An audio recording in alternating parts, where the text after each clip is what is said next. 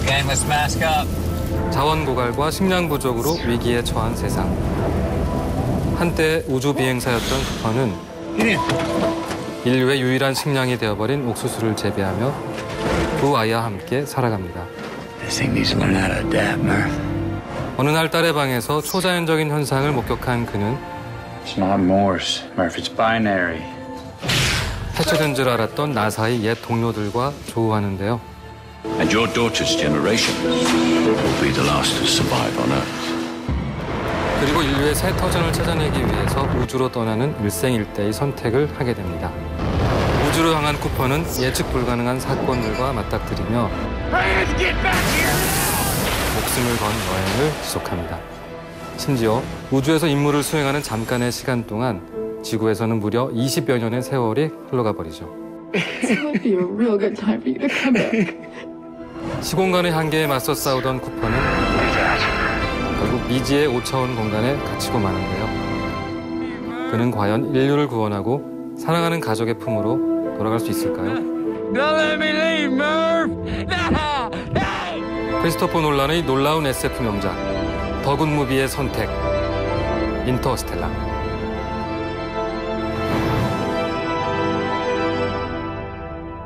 안녕하세요. 시네11 편집장 주성철입니다. 영화감독 민규동입니다. 영화 인터스텔라는 국내에서 개봉한 외화 중에서 보기 드물게 1000만 이상을 기록한 굉장히 흥행작이죠. 이 작품의 흥행과 작품성을 모두 놓치지 않았던 데는 크리스토퍼 놀란이라는 존재감의 힘을 빼놓을 수가 없는데요. 현재 헐리우드에서 가장 비싼 감독이죠. 최근작 덩케르크를 계약을 하면서는 2천만 달러, 무려 우리 돈으로는 220억 원이라는 최고 감독 개런티를 경신을 했어요. 본인이 제작자고 본인이 개런티를 매겼는데 본인이 기록을 깼네요. 인터스텔라는 그동안 굉장히 다양한 장르를 섭렵해온 크리스토퍼 놀란 감독이 처음으로 도전한 하드 SF입니다. 하드 SF라는 거는 과학적 고증에 굉장히 심혈을 기울인 작품을 일컫는 말이죠. 최근 하드 SF라고 한다면은 그래비티 그리고 마션이라는 영화를 떠올리지 않을 수가 없는데요. 그 중에서 인터스텔라가 가장 과학적 지식에 충실하면서도 또 가장 심파적이고 가장 극적인 SF 영화라고 할 수 있겠습니다. 저는 하드 SF 장르라고 하면은요, 떠오르는 작품이 하나 있어요. 바로 콘택트라고 하는 작품인데요. 그 작품에서는 조디 포스터가 우주와 교신을 하려고 하는 과학자로 등장을 했죠. 그로부터 20년의 세월이 흘렀기 때문에 인터스텔라는 정말 웅장한 스케일을 보여주죠. 철저한 과학적 지식에 바탕을 둔 상상력을 굉장히 경이로운 우주적인 이미지로 잘 구현해 냈는데요. 정교하고 치밀하게 묘사한 블랙홀 그리고 익스트림 롱샷으로 묘사된 광활하고 아주 고요한 우주적인 공간, 굉장히 압도적인 비주얼을 드러내고 있습니다. 게다가 다른 행성에서 보내는 1시간이 지구에서는 7년일 수 있다고 하는 그런 설정이 That's relativity, folks. 굉장히 몰입감 있는 시퀀스를 만들었는데요. 그야말로 이 놀란은 영화를 극장에서 봐야 된다고 하는 그런 사실을 새삼 일깨워주는 감독이기도 해요. 크리스토퍼 놀란 감독은 폴 토마스 앤더슨 감독과 더불어서 제 둘도 없는 동갑내기. 아, 그렇군요. 네, 감독인데요. 메멘토라는 인상적인 작품이 있었죠. 또 인셉션 같은 굉장히 독특하고 또 실험적인 소재들을 자기만의 스타일로 만들어내면서 지금은 어느새 예술성과 대중성을 다 가진 헐리우드의 대표 감독으로 자리매김을 한 것 같습니다. 그중에서도 특히 인셉션을 제가 많이 좋아하는데요. You create the world of the dream. 꿈 속의 꿈이라는 굉장히 독특한 설정을 통해서 자신만의 세계관 그리고 확고한 연출 스타일을 보여줬다고 생각이 듭니다. 저는 메멘토가 가장 기억에 남는데요.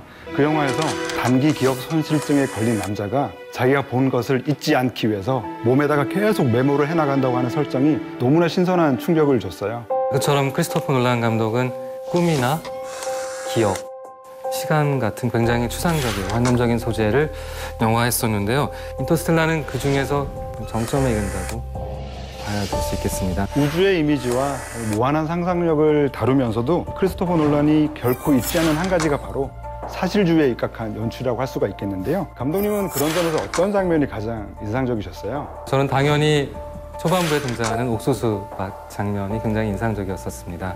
주인공 쿠퍼가 사는 주택을 보통 세트로 할 텐데 실제로 건축하고 그 앞에 30만 평에 이르는 거대한 땅을 사들여서 제작진이 6개월 동안 직접 경작을 해가지고 부수니까 놀랄 수밖에 없고, 또한 마을에 모락게 닥치는 모래폭풍, 그것도 보통 경우에는 CG를 하게 되는데 무독성, 생분해성 물질을 실제 만들어서 실제 가루로 실제 폭풍을 날리고 마시고 연기할 수 있게 사실적인 지점을 유지하는 거 보니까 보통이 아니라는 생각이 들었습니다. 저는 논란의 그 미니어처 활용 방식이 좀 눈에 띄었는데요. 배트맨 비긴즈의 라스 알굴 레이크 요새라든지 인셉션에서는 병원 폭파 장면을 위해서 실제 병원과 비슷한 크기의 미니어처를 직접 제작하기도 했었어요. 또 이번 영화 인터스텔라에서는 과거 나사의 우주 탐사선들을 참조해서 충분히 CG로 구현 가능한 그런 탐사선들을 실제 미니어처로 제작을 했죠. 게다가 당연하게 세트라고 생각되는 그 우주 공간은 실제 아이슬란드의 계곡 장면이었다는 것이 굉장히 놀라지 않을 수 없었는데요. 감독의 아날로그에 대한 집착이 정말 무섭게 느껴질 정도인데요. 그게 가능하려면 엄청난 제작비와 또 스태프들의 창의적인 뒷받침이 필요하다는 생각이 드는데 많이 부러운 생각이 들었습니다. 디지털보다 필름 촬영을 고수하는 측면은 크리스토퍼 놀란의 참 고전주의자적인 면모를 보여준다고 생각을 해요. 인터스텔라에서 모래폭풍이 휩쓸고 지나간 지구의 황폐한 풍경이라든지 광활한 우주를 35mm 필름과 아이맥스 촬영으로 정말 완벽하게 구현을 해냈죠. 더불어 한 가지 또 눈에 띄는 장면은 그 시점 쇼트의 활용인데요. 우주선이 도킹을 시도하거나 자동차로 옥수수밭을 달릴 때조차도 카메라가 이 대상을 객관적으로 조명하기보다는 리얼리티를 극대화하기 위해 주인공의 시점으로 밀어붙이거든요. 그러니까 이런 시점샷들이 사실 남다른 현장감을 선사해주기도 합니다. 논란과 함께 우주로 향한 주인공 매튜 맥커너의 이야기를 빼놓을 수 없을 것 같은데요. 가족을 위해, 또 인류를 위해 희생하는 아버지의 모습을 완벽하게 소화해냈다는 생각이 듭니다. 특히나 세월이 흘러서 훌쩍 커버린 딸이 보내온 영상 메시지를 확인하는 장면에서 그 매튜 맥커너이의 클로즈업 표정은 정말 잊을 수 없는 인상을 남겼어요. 사실 우주복을 입기 전에는 과연 잘 소화해낼 수 있을까? 워낙 아날로그적 이미지가 강했기 때문에 그 영화를 보고 나니까 그 배우를 미리 알아본 감독의 안목에 감탄할 수밖에 없었습니다. 크리스천 베일을 배트맨으로 캐스팅을 하고 히스 레저를 조커로 탄생시킨 감독이 바로 크리스토퍼 놀란이죠. 그리고 앤 해서웨이를 다크나이트에서 캣우먼으로 변신시킨 장본인도 바로 크리스토퍼 놀란입니다. 두 사람은 이번 인터스텔라를 통해서 두 번째 호흡을 맞춘 거죠. 인터스텔라에서는 그 이야기를 끌고 가는 주인공이 매튜 맥커너이로 너무 명백하기 때문에 앤 해서웨이의 경우에 이번에는 좀 역할과 비중이 좀 적지 않았을까요? 하지만 저는 놀란과 앤 해서웨이가 왜 서로 다시 만났는지 알 것 같았어요. 마지막에 홀로 남겨진 앤 해서웨이의 큰 눈망울을 보고 있으니까 마지막 그 장면을 위해서 앤 해서웨이를 캐스팅할 수밖에 없었구나 하는 생각이 들었죠. 놀란 감독이 이 두 배우를 데리고 영화에 펼쳐놓은 그 우주 세계와 과학 지식의 양이 굉장히 방대합니다. 크리스토퍼 놀란 감독의 친동생이자 시나리오 작가이기도 한 조너던 놀런이 실제로 이 영화 시나리오를 준비를 하면서 대학교에서 상대성 이론 수업을 또 4년 동안 받았다고 해요. 그리고 세계적인 이론 물리학자죠. 킵손 박사까지 이 영화의 기획 단계부터 깊이 영화에 관여를 했다고 합니다. 굉장한 하드 SF임에도 불구하고 결국 이야기는 사랑 이야기로 결론 짓게 됩니다. 그중에서 특히 부녀 간의 사랑을 빼놓을 수가 없겠는데요. I'm coming back. 딸 머피의 미래를 위해서 우주로 떠난 아버지 쿠퍼와 또 딸의 생존을 위해서 우주로 떠나보낸 브랜드 박사까지 두 부녀의 극명한 대비를 통해서 사랑의 가치를 보여준 셈이죠. 혹자는 너무 예상되는 결론이다, 혹은 진부한 주제다, 이렇게 얘기를 하는 것 같은데요. 제가 보기에는 우주와 사랑이라는 화두의 결합은 굉장히 멋진 궁합이었다고 생각이 듭니다.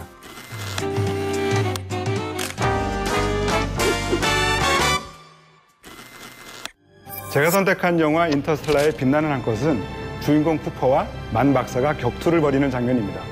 우주의 한 행성 가운데서 서로 다른 철학과 가치로 대립하게 된 두 사람. 이때 카메라는 익스트림 롱쇼트를 통해 그들의 뒤엉킨 몸싸움을 관망하듯 바라봅니다. 영화 내내 우주로 향해 있던 카메라가 내려다보는 부감쇼트로 촬영된 거의 유일한 장면이죠.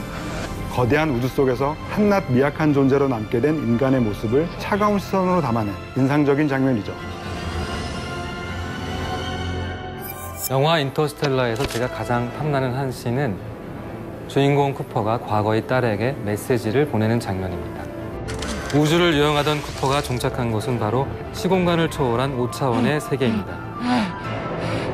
이 미지의 공간은 쿠퍼가 살아왔던 매 순간이 겹겹이 쌓여진 큐빅 공간의 형태로 시각화되는데요. 글로는 쉽게 묘사할 수 없는 어떤 세계를 신비롭고 정교하게 구현해내면서 동시에 핵심적인 메시지까지 잘 담아냅니다. 크리스토퍼 놀란 감독이 구현하는 영화적 이미지의 위대함에 압도될 수밖에 없는 명장면이었습니다. 이제 다이아몬드 지수를 통해 영화 인터스텔라의 평점을 알아보겠습니다. 작품성 80점, 오락성 70점, 스토리 90점, 연기 80점입니다. 크리스토퍼 놀란의 영화는 우리를 언제나 놀라게 하죠. 영화 인터스텔라의 매력을 한마디로 요약하라면 저는 이렇게 말씀드릴 수 있을 것 같습니다. 과학사전을 뒤지다가 놀라운 사랑을 발견해내는 감동. We get back.